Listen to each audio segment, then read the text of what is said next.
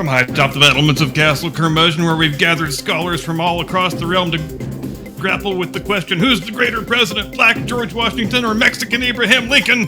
Good evening, Mr. and Mrs. America, and all ships at sea. Welcome to the Blast Radio. So glad you could join us. Here is your Decline of Western Civilization News Roundup for the last week of March 2024. Dateline, New York City, Monday, 25 March. In a bit of news that caused mass rage-gasms in all corners of the fake news performance artist community all across the fruited plain, a New York appellate court ruled this week that no, Donald Trump doesn't actually have to pay $464 million in order to purchase the right to appeal the arbitrary and capricious $464 million judgment in which the Honorable Arthur Engeron, lovingly known as Judge Nudy due to his penchant for posting naked pictures of his 74-year-old self all over social media, declared Trump guilty of defrauding no one. And yeah, that's a real thing. If you haven't been keeping score at home, there is no injured party here. There are no material damages that anyone can identify. Nobody has ever even been prosecuted under this statute before. The banks who made the loans came into court and said they were perfectly happy with how everything went. The balances were all repaid on time with full interest, and they hope to continue doing business with the Trump organization well into the future. For my money, this fake sham of a trial is the closest thing we've ever had in this country to the trial of Charles I at the end of the English Civil War, where the intent was to get a much-hated political leader off of the board and out of the way, and the trial, such as it was, consisted of a man being questioned and led into a room and declared guilty according to a series of non-existent legal pretexts that were invented out of thin air less than 5 minutes previously. Judge Nudy was unavailable for comment. Presumably he was in the bathroom testing out new camera angles or something, and so was New York Attorney General Letitia James, who presumably was also in the bathroom, trying to see if she can come off sounding even more like a melodramatic third-rate porn actress when she speaks in public.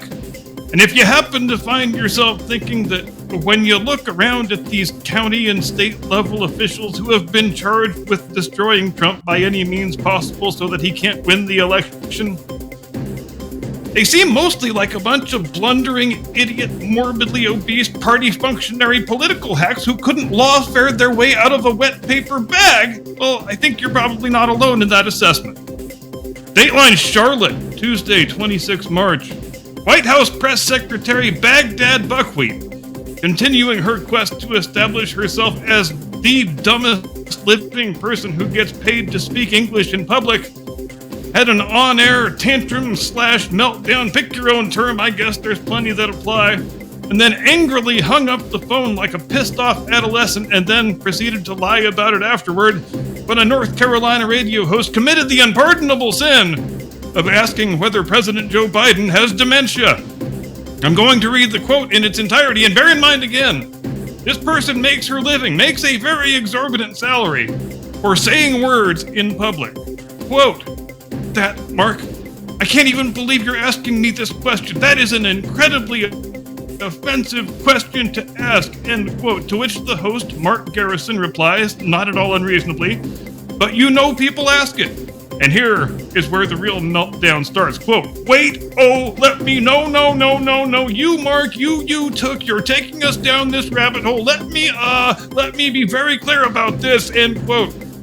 And you know she's flustered when she can't think of anything to say except let me be clear, which of course is her rhetorical security blanket she wraps herself up in when she realizes she is making a complete and utter fool out of herself again. Also, Barack Obama, I hate you for introducing that term, let me be clear, into the political lexicon. You committed a dastardly crime against the English language when you did that, you bastard. But back to the matter at hand. If you're the White House press secretary and you can tell your ass from your elbow, it seems like the best response would have been to calmly say, no, the president doesn't have dementia, and move on to the next question like a normal person might. But that ain't how Baghdad Buckwheat rolls, y'all. You get the full teenage girl temper tantrum and the angry hang-up and the lying about it afterward. And you're not allowed to marvel at how impossibly bad this person is at her job because you are not allowed to criticize the first ever black, gay, lesbian, homosexual, immigrant, female, woman of color White House press secretary. So shut up, racist. Dateline Sydney, Wednesday, 27 March. In the least surprising headline you're going to see this week, a women's soccer team with 5 dudes on it was the dominant winner of a tournament called the Beryl Ackroyd Cup in New South Wales, Australia this week. The club, whose name is Flying Bats FC, you have to wonder if the irony is accidental or on purpose, won every game in the tournament without being scored upon and prevailed in the final by a score of 4-0 or 4-0 if you happen to speak Soccerese. The Daily Mail reported, quote, "The outcome of the tournament has sparked outrage among some parents, many of whom have begun pulling their daughters from future games for safety concerns," end quote. And here we have yet another regrettable example of normal people getting this thing completely wrong. First of all, like, you didn't know the team with all the big hulking dudes on it was gonna win the damn tournament before the damn thing started? Of course you knew that. And you chose to legitimize the farce anyway by participating in it, which is exactly what cowards and weaklings and moral reprobates do. So whatever empathy with which this reporter might have been impelled to view your position previously, nope, sorry, it's all gone now. And moreover, people for whom the physical safety issue is their whole stated basis for opposing big hulking dudes in women's sports are, again, getting the whole thing completely fucking wrong. There is only one reason and one reason only why men shouldn't be allowed to participate in women's sports: because they are not women. The safety issue kind of goes without saying, doesn't it? No one needs it explained to them that when a 200-pound man runs into a 120-pound woman, the woman is probably going down and she's probably not getting back up. It's kind of the whole entire reason why we gender segregate sports in the first place. Because men are not supposed to beat up women. We all used to agree on this up until 5 minutes ago. And again, you only bring up the safety issue afterward, after you've already subjected your daughters and sisters to the risk of grievous injury by putting them on the pitch to play against 5 big hulking dudes. But maybe this reporter just needs to do a better job of keeping up with the times. Maybe I just need to embrace the fact that the deepest and most profound expression of feminism and womanhood is a dude sticking a tampon up his ass and then crushing little girls into the dirt for a few hours. So stunning, so brave. Dateline Hollywood, Thursday, 28 March. Have you ever noticed how whenever someone tries to stake a claim to the title of most ridiculous douchebag in all of North America, former television personality and angry, bitter geriatric Rob Reiner always comes along and says, "Hold my Bud Light"? Well, of course you have. And you noticed it again this week when Mr. Reiner, whose lasting claim to fame historically will likely be that guy who devoted the rest of his life to proving that Archie Bunker was right about everything all along, pitifully begged and moaned for pop superstar Taylor Swift to endorse the withered husk of Joe Biden for president. This is a real quote that I did not make up. Quote, "I'd give anything for her to endorse Joe Biden. She would virtually single-handedly save American democracy." End quote. Now, a couple things here, meathead. May I call you meathead? Good. First, I think it's so very precious how the Dems think every problem is a messaging problem, that you just have to figure out the right words to say or get the right person to say the words, and boom, the good guys win. We won't even have to shove any stacks of ballots into the drop box at 3 a.m. It'll be great. Second, it never gets old hearing these self-important idiot celebrity types using the term American democracy as a fun euphemism for my individual preferences. If my team's candidate doesn't win, it's not just a 4-year annoyance. It's not just some policies I might not like. No! God damn it, it is the death knell of American democracy itself. Now, MSNBC has had a whole cavalcade of idiots on the air this week saying that if Trump wins the election, there will never be another election ever again. And look, obviously, we're many years past the point where certain cable news channels could make any sort of credible claim to be engaged in good faith journalism. We are even well past the point where it's possible to say, okay, maybe it's cartoonishly biased analysis, but it's still some sort of analysis. Because they're just making up straight pornography at this point. When you get right down to it, it is entertainment content for people who get their jollies from being irrationally afraid of Donald Trump.